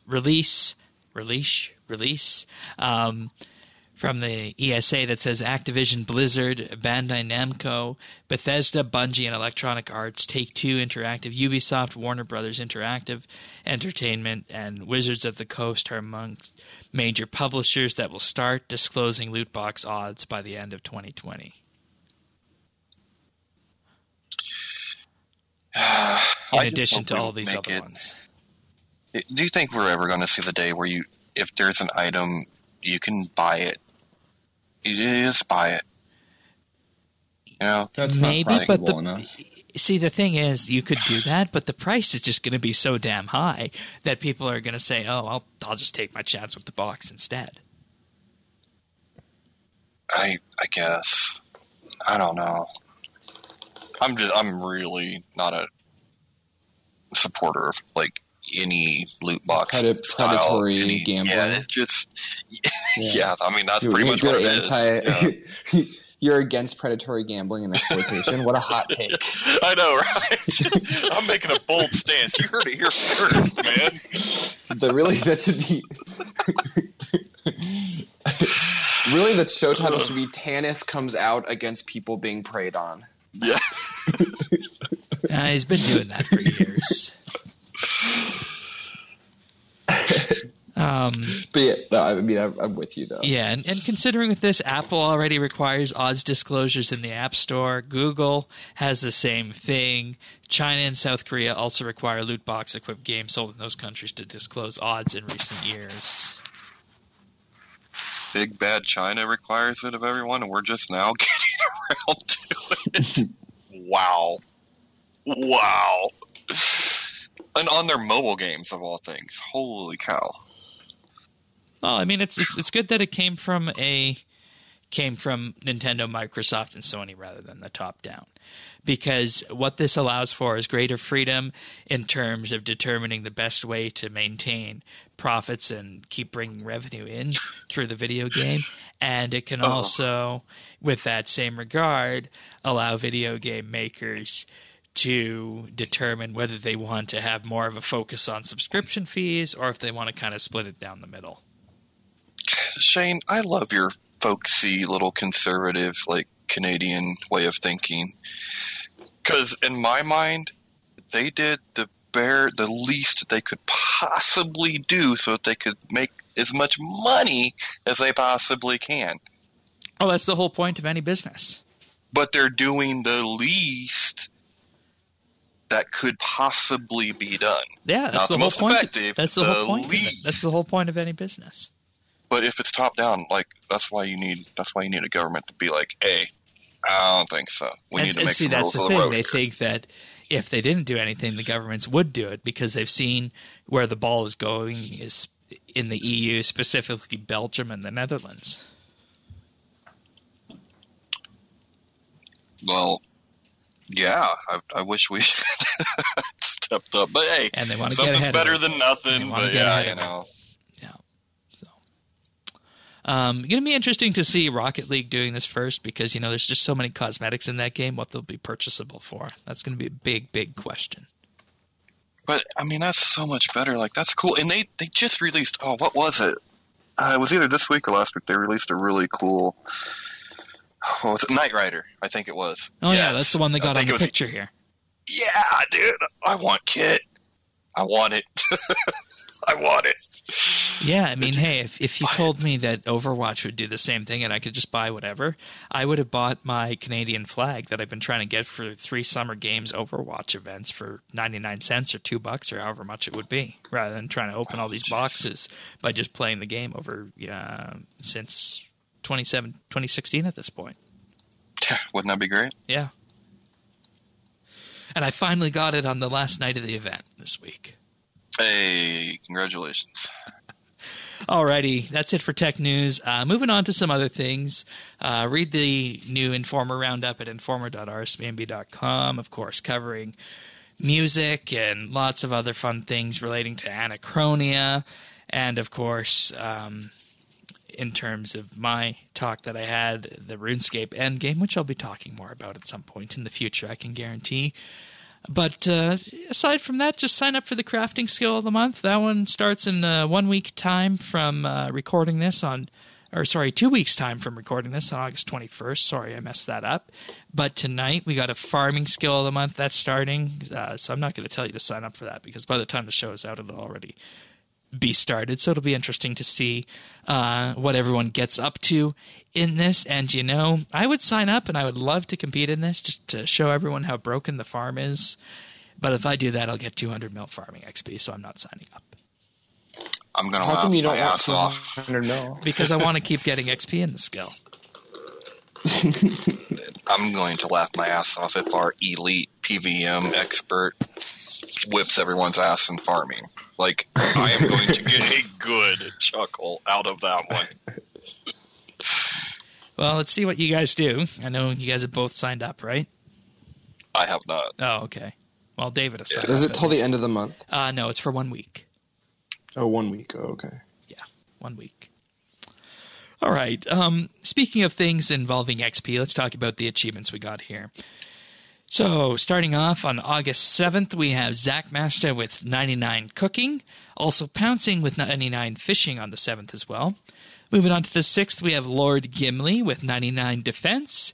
And on August 5th, we have Statebird with 99 thieving, Nighthog 1 with 99 crafting, and Protoman 807 with 120 dungeoneering, also on the 5th. We've got Feroxcridos with 99 agility on August 4th. Zach Masta with 99 runecrafting on August 4th. Seth E. Roth with 99 magic on August 4th. And then we have Alex Peaks getting 99 dungeoneering on August 3rd. Magicking with 99 slayer on August 3rd. K. Matt May 22 with 99 dungeoneering on August 3rd. And Issa Rap getting 120 invention on August 3rd. Nicely done. Awesome. Well, we also have Mood Dragon X with 99 dungeoneering on August 1st. Zach Masta with 99 dungeoneering on August 1st. Patapolo with 99 runecrafting on August 1st. Wang Jing with 120 invention August 1st. Magic King with 99 construction on August 1st, and Jay Hamo with 99 dungeoneering on August 1st. Bit of the aftermath on double XP weekend there, I see. Yeah, it's crazy. I don't remember people going all out like this on the week after, so nice to see. Yeah, it certainly is. Good job, everyone. What do you got for your pick of the week, Dennis?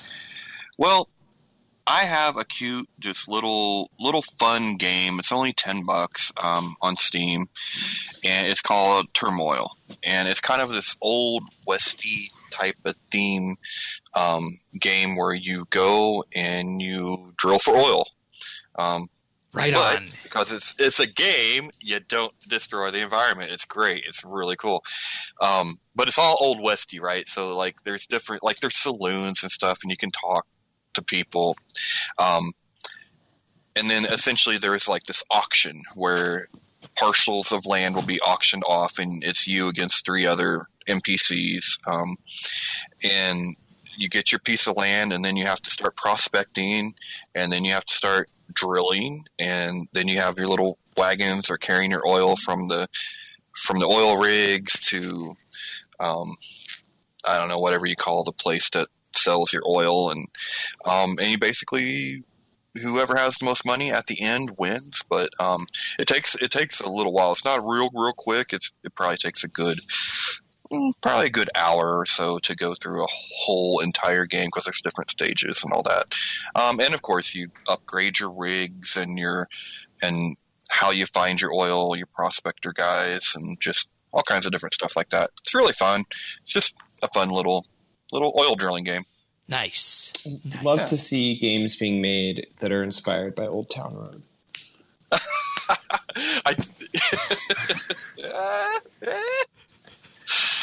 I think this was pre-Old Town Road, but I'll take it. I mean, it says drill for oil like it's $18.99. Yeah, exactly. Yeah. For the record, oil was discovered in Alberta in 1947, and life hasn't been the same since. That's very good.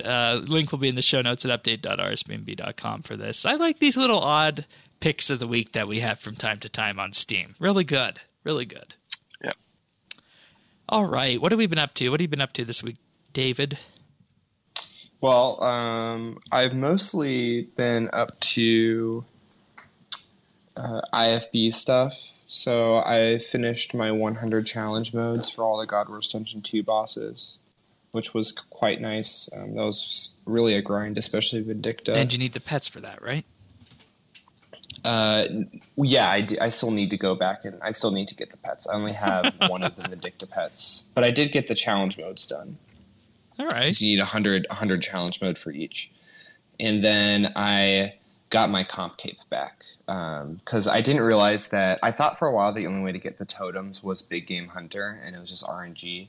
But you could get the navigation totem with like 20 minutes of work. So I got my navigation totem, and so I now have my completionist cape back. I still have to do the one that's time gated, or the one with the amnesty, the build a tier 3. What is it? Tier 3. It's like whatever the general thing is called, like the base camp, tier 3 base camp, town hall. Yeah, I still need to build a tier 3 town hall, but I'll have that done within a week or so. So I'll have that done in plenty of time. Alrighty. And now I'm doing. I've been doing RuneSpan during the show, just getting these points. Trying to take advantage of these double points, which I didn't know about until you read the patch notes or the notes on them. Yeah, very nice this week. All right, what are you up to, Tennis? Well, as you know, I've been saving off and on for a double XP weekend, and I have finally decided to. I guess I can tell everyone what double XP weekend that it's going to be. It will be the Game Blast weekend, so next February, essentially. So the next double XP weekend, I'll focus again on Junior, and then the one after that, I'm coming out, and I'm coming swinging. And I hope to do some fun stuff with all of the communities that I'm involved in, and I'm looking to break records, man. I ain't messing around. I'm starting to save now. So if that gives you any indication of what I have planned, it's going to be nasty. Herblar? It's going to be fun.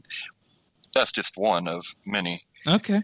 All right. Yeah, I'm talking 36 hours straight. I'm going. I'm going, dude. I'm going to break every record I can find. It's going to be fun.